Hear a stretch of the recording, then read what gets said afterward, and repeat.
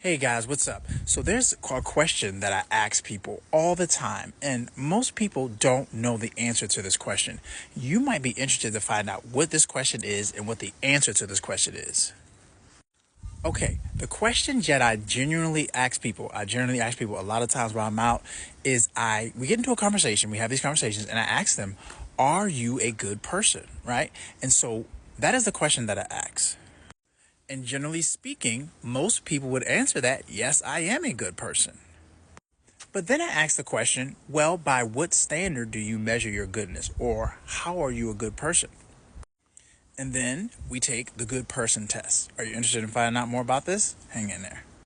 Okay, so if you ever lied, cheated, stolen, lusted, hated somebody in your heart, or had any unforgiveness, just to name a few of the sins, right?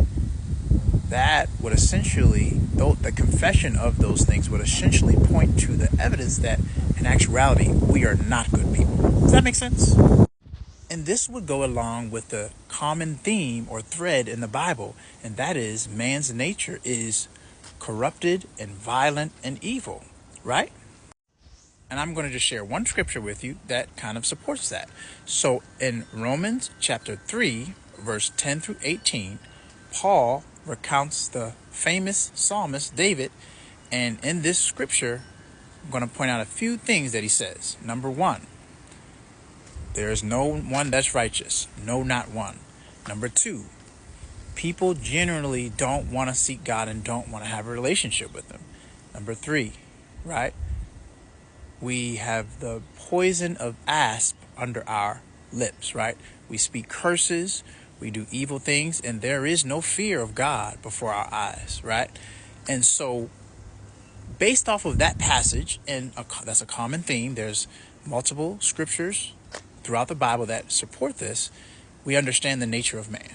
So, what's the solution? Well, the solution is we can either choose to pay for our own sins, right? Because there's a consequence to living that type of way, or we can accept the free gift that's offered by God through Jesus Christ, and God will grant us eternal life through Jesus Christ. So we get to choose which path we want to take, right? So to sum this whole thing up, what I'm trying to say is if we just look around the world today and we observe specifically people in the world and our own behavior, we will see that there's violence, there's chaos, there's confusion, there's the breakdown of relationship between person, person between